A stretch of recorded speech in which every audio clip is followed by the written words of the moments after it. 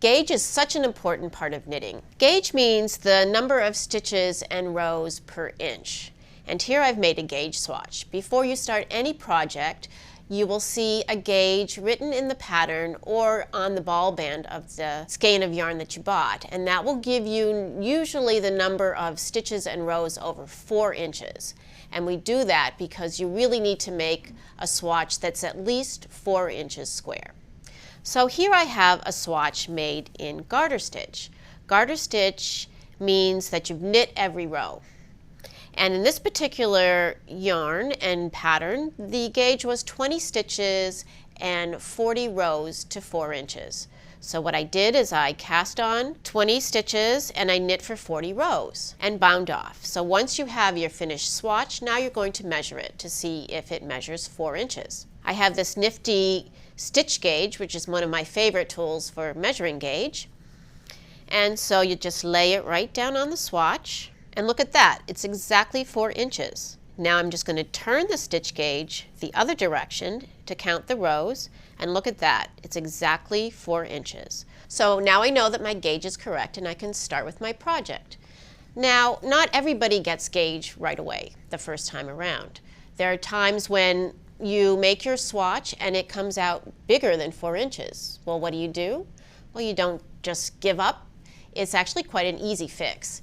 If your swatch is bigger than 4 inches, that means you're knitting a little loosely. So you want to go down 1 or 2 sizes smaller of a needle. So if I started with a size 7 needle and my gauge was 4.5 or 4.25 inches, then I'm going to try a size 6 or even a 5. Just make sure that you knit a gauge swatch for each needle size that you try. So let's talk about if your gauge is too small. It's supposed to be 4 inches and it's actually only 3.5. So you do the opposite. That means you're knitting a little bit tightly, so you're going to try to use a needle size 1 or 2 sizes larger. So therefore, if it didn't work on a 7, you're going to go up to an 8 or even a 9. The reason gauge is so important is that you want to make sure that your finished project comes out to the correct size. So if you're a little too tight, your piece will be smaller, and if you're a little too loose, your piece will be larger. So if you want to get exactly what the pattern says, you need to get your gauge. The first step in any knitting project is the cast on row. There are many ways to cast on, but I'm going to show you the long tail method. So you need a strand of yarn and a tape measure. And the reason you need a tape measure is because you're going to have a long tail, which is why it's called the long tail method. And a rule of thumb is you should leave 1 inch for every stitch that you cast on. And I'm going to cast on 15 stitches. So my tail should be at least 15 inches long. Now before you cast on, you need to make a slip knot. And in the long tail method, you need to make sure that this 15-inch tail is left there, and begin your slip knot with the rest of the yarn coming from the ball. So I don't need this anymore. There are also many ways to make a slip knot. I'm going to show you an interesting way where you take the yarn and make a little pretzel out of it. Wrap it like that. See, it looks just like a pretzel. Then you take a knitting needle and insert it under this loop on the inside of that pretzel and pull it through. Hold both ends of the yarn and tighten it until it's the width of your knitting needle. And there you have your slip knot. It's also considered the first stitch of your cast on. So I'm going to cast on 15 stitches. I already have 1 on my needle, so that means I need to cast on 14 more.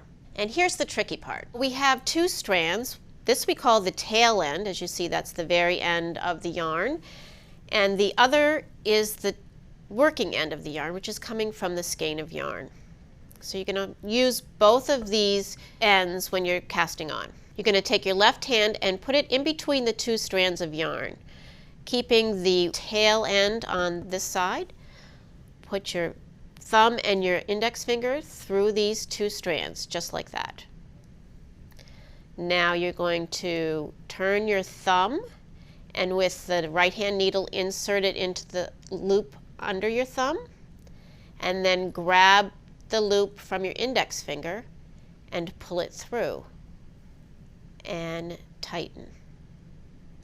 It may seem a little awkward at first, but once you learn it, you can actually do it pretty quickly. Let me do it again. Under the strand on your thumb, grab the tail from the index finger and pull it through. I now have 3 stitches on my needle. Under the thumb, grab that strand, pull it through, and tighten. Try not to tighten too much, because if you do, then that first row is going to be a little difficult to go through. Under the thumb, through the loop, and pull. And if you drop it for any reason, just always make sure that the tail end is on the outside and the working yarn is on the inside. So put your fingers through, like that, kind of making a triangle. Under the thumb, through the strand, and pull. So I have 1, 2, 3, 4, 5, 6, 7,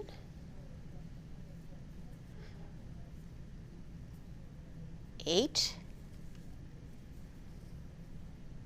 9, 10, 11, 12, 13, 14, and 15.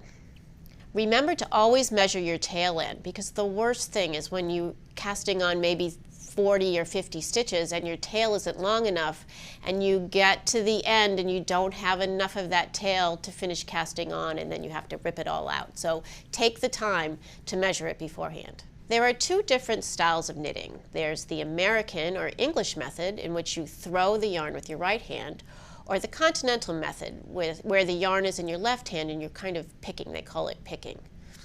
We're going to start first with the English or American style. I've turned my work so the stitches are now on my left needle, and I pick up the empty needle and hold it with my right hand. Make sure that this tail end gets out of the way.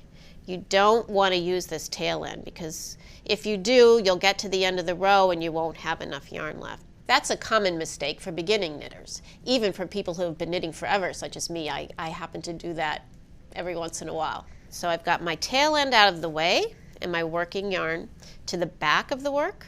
Now you take the empty needle in your right hand and the needle with the yarn in your left hand.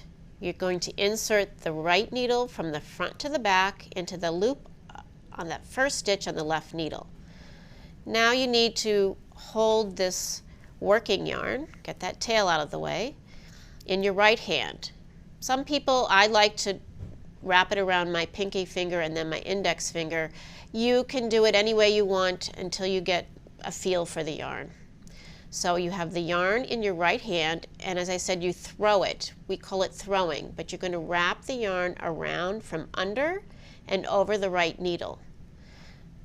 Now grab that right needle with your right hand and pull that thread through under the stitch on the left needle and drop that stitch off the left needle, like so. Sometimes you're going to have to hold the needle with both needles with one hand.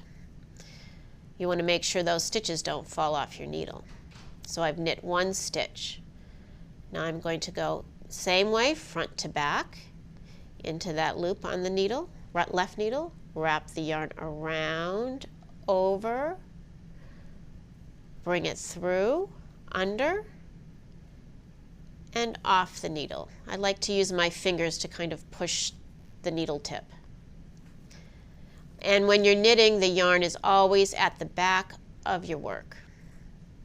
Insert front to back, wrap it around, from under, over, grab that right needle, pull it through, and then slide that stitch off the left needle. You continue across the entire row. Don't worry about how fast or slow you're knitting. Once you practice, you'll get into your own rhythm. And here I am in the very last stitch on the left needle, so I'll knit that last stitch and drop it off. Now I'm ready for the second row, and I'm going to knit that second row. As I mentioned before, that is called garter stitch. So you turn the work, place the needle with the stitches in your left hand, and you see the little bumps there, and pick up the empty needle in your right hand. But before you do that, I want to show you another common mistake that people do. You see how the yarn now is in the front of the work, and it needs to be in the back of the work when you're knitting. So a common mistake is people will bring the yarn over the top like this, and you see what happens? It creates two loops out of one stitch. So people would knit into both of those loops, into that loop and into that loop, and inadvertently they'd be increasing at that side edge. I used to do that all the time when I was beginning to knit, and I never understood why. So make sure the yarn begins at the front of the work, and when you bring it around, you bring it under the needle to work the first stitch on the next row. Pick up the empty needle with your right hand, and just as you did the row before, insert from front to back into that loop. Grab the yarn with your right hand, around, through, and off. Now, also make sure, you see there's this little bump here. Make sure that the stitch you're going into is above this bump. You don't want to go into the bump, you want to go into the loop right above that bump. Make sure that's the loop you're going into. You might want to pull the work down a little bit if you can't see it too well. If it seems like you're struggling to get that needle through the stitch, you're probably knitting a little tight, so try a larger needle. That might help a lot. I'm at the end of the row now. I'm going to turn and work the next row, and this time show you the continental method. The continental method differs from the English or American method in that you hold the yarn in your left hand. So now we're going to move the ball over to this side because the yarn is coming from your left hand. It's just a little easier to have it on the other side. So remember to keep that yarn, that first yarn underneath, bring it underneath the needle, not over. Grab the yarn with your left hand in any way you feel comfortable. Insert the needle the same way from front to back into that first stitch. Now I mentioned that we call this picking because what you really need to do, you're not throwing the yarn around the needle, it kind of just, you pick it up with the left needle, and I use my right hand to hold it in place and pull the yarn through and then slip it off the needle. So let's do that again. Make sure the yarn's always at the back. Insert front to back. You can use your index finger to wrap it if you want. Hold it with your right index finger, pull it through and off. Back to front, pick it up, pull it through and off. Sometimes it has a tendency to fall to the front, that yarn, and make sure it always goes to the back. Insert front to back, grab that yarn, pull it through and off. I usually like to teach left-handed knitters this way of knitting because they're more comfortable with their left hand. And you continue this way across the entire row. There's a common debate that continental is faster than English knitting. My preferred method is the English and British method, and I challenge any continental knitter to prove me wrong. Go ahead and continue knitting every row and practicing your garter stitch. Then you'll have a completed swatch. Once you've finished all of your knitting, whether it be a swatch, a scarf, the back of a sweater, you need to finish the piece. And we call that binding off in knitting. So here we have the last row, which is going to be the bind off row. Knit the first stitch on the left needle as you have before. You always have to knit at least 2 stitches. So you knit 1, 2.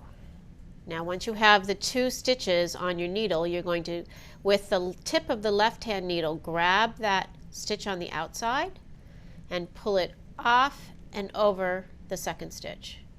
And you have 1 stitch bound off. Let's try that again. Knit the next stitch, 2 stitches on the needle. Using the tip of your left needle, grab that outside stitch, pull it off and over that stitch and you have 2 stitches bound off. You continue in that way through the entire row. Sometimes you might want to hold this stitch in place. You don't want that stitch to fall off the right needle. When the instructions say to bind off knitwise or bind off and knit, that means you're knitting all the stitches while you're binding them off. I'm at the end of the row now. There's only 1 stitch remaining on the left needle. I'm going to knit that last stitch, pass the 2nd stitch over it, and now you have 1 stitch left on your right hand needle. What you need to do next is take your pair of scissors, cut the yarn leaving a few inches, not too many, and then open up this loop, take the yarn end, pull it through the loop, and pull it tight to secure. And that's called fastening off the last stitch. And now your piece is almost finished.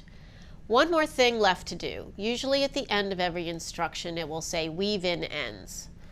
Well, you know, you always have some kind of ends hanging and you don't want to leave them hanging like that, so you're going to have to sew them in. You don't want to have too long of an end, so I'm just going to trim this a little bit.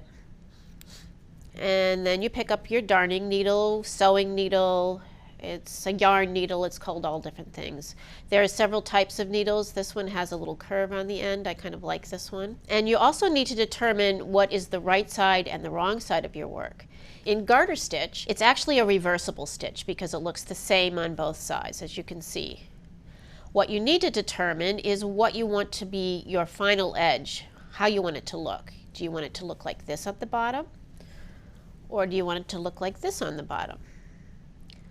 My preference is this side of this work. I kind of like that edge. It's really your preference. It just doesn't matter. There's no right or wrong. So now I determined that this is my right side, so I'm going to weave in my ends on the wrong side. So I'll turn the work over, take the yarn end and thread it into the eye of the needle. And you want to work into the loop of the stitch and in opposite directions. First I went from top to bottom, from bottom to top. Now I'm going to go from the top to the bottom. So it's called weaving because you're going back and forth in different directions. That will keep your yarn in place and won't poke through to the right side. And you want to do that over several stitches.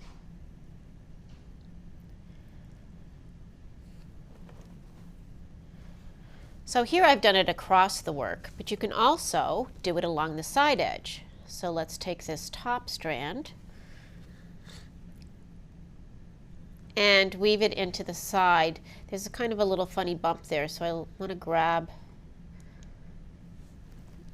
that end and pull it through. So weaving in too kind of helps you to neaten up your work a little bit. So you can go into the side edge of the stitch, but remember to go in opposite directions.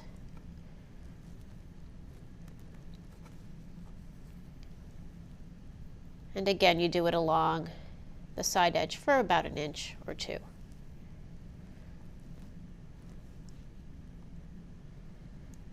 And it should be invisible on the wrong side.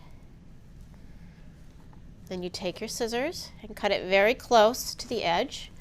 Just make sure you don't cut into the working fabric, because if you cut that stitch, it would start unraveling. So make sure you have nice, sharp, tiny scissors. So you can see where the ends are woven in here, but when you turn it around, it's invisible. You can add fringe to any project, such as the lower edge of a sweater or a scarf, and the best part, you don't have to plan for it. You can add it anytime you want. In order to make fringe, you need a crochet hook, about the same size as the needle that you were using to knit the swatch, as well as the yarn that you'd like to use for the fringe. The first step is to cut the yarn to the desired length. In this case, I cut them 10 inches long. And remember, that fringe length will actually be half that size because you're going to double it before you attach it. Now I'm using 2 strands for each fringe. You can use as many strands as you want. The more strands you use, the fuller the fringe. you want to place it evenly along the lower edge. Here I've placed it about every other stitch. So grab 2 strands of yarn, fold it in half, lay it down, take your crochet hook and coming from behind, from the back to the front, insert your crochet hook where you want to attach that fringe. Then take the 2 strands of yarn, grab it with the hook, and pull those 2 strands through to the other side. Now you'll see there's a loop on your hook. You're going to wrap all of the 4 strands around that hook and pull it through that loop, all of them at one time, and then pull down to form the knot. Let's try that one more time for the last fringe. Insert the hook from behind into the corner, that very last stitch. Make sure that the yarn is folded in half. Draw the 2 strands through, pull up a nice big loop, and gather all 4 strands, bringing it through the loop. You can use your fingers if you want. Pull them all through and tighten to form the knot. Now you'll notice that these ends are rather uneven. So if you're cutting your fringe to 12 inches, therefore you want your finished fringe to be about 6 inches, you need to cut it a little bit extra, probably more like 13 inches long instead of 12, because you'll take up some room by knotting it, as well as some of these ends will be a little uneven. So make sure you add a little extra, at least an inch extra to each strand. So you want to trim off the ends to make them even. So I turn it this way, and you can even get something like this stitch gauge and kind of hold it down to make sure they're nice and even. Take your scissors and cut away.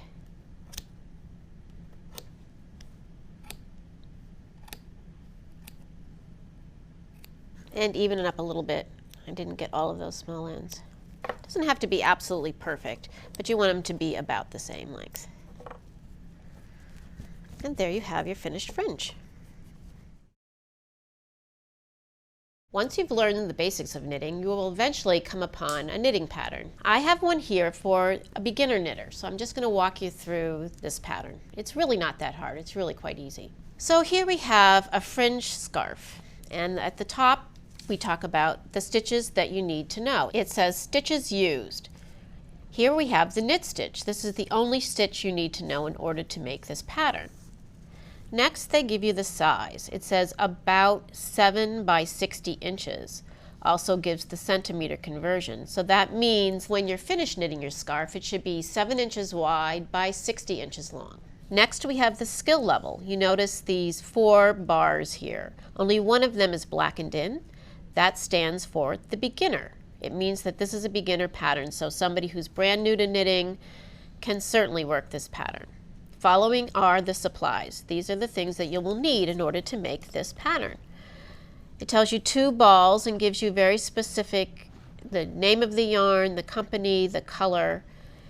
Again, we talked about substituting yarns. Over here is that little yarn ball with the number 4 in it, called medium weight yarn. So if you can't find this yarn or you want to use a different one, just make sure that you find a yarn that's labeled with the number 4. And here it says color A. That's because in this particular pattern we have a scarf and the fringe is a different color, so we're referring to color A. Then we have color B, and here they've talked about the second color used for the fringe. So this is optional. If you want to put the fringe on, fine. If you don't have to. Most importantly are the size needles that you need. Here they give the recommended size 11. That's a US 11 or 8 millimeter knitting needles, and it should be 1 pair. You need 2 needles to knit. The crochet hook is really optional. It's just if you want to attach the fringe or not. And of course the yarn needle, as I showed you before, is for weaving in your ends. Then we come to that gauge, that most important gauge. 12 stitches equals about 4 inches or 10 centimeters in garter stitch, knit every row. So when you're making your gauge swatch, you're going to start with a size 11 needle, cast on 12 stitches, and knit for 4 inches and measure across to make sure that that gauge measures 4 inches, or that your swatch actually measures 4 inches. In every single knitting pattern, you will have some sort of abbreviations, and that's just to make it less tedious to read. There are only 3 abbreviations in this particular pattern, the first one being STS, which stands for stitch or stitches, A equals color A, and B equals color B. And now for the real meat of the instructions. With A, meaning with color A, cast on 22 stitches. So I showed you the long tail method. You will cast on 22 stitches. Work in garter stitch. In case you don't remember, that means knit every row. So they've explained that out again. Until only about 1 yard, 1 meter of yarn remains.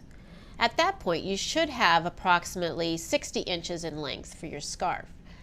Now you can always make it shorter if you want, but if you wanted to make it longer, then you would have to buy another skein of yarn. Once you have your desired length, you're going to bind off all of your stitches. It doesn't say all of the stitches, but it implies bind off all stitches. And the only thing left to do is to weave in your ends. Unless, of course, you want to attach some fringe, in which case it tells you how long to cut the fringe and how to fringe it. Knitting a garter stitch scarf is the perfect first project once you have the knitting basics under your belt.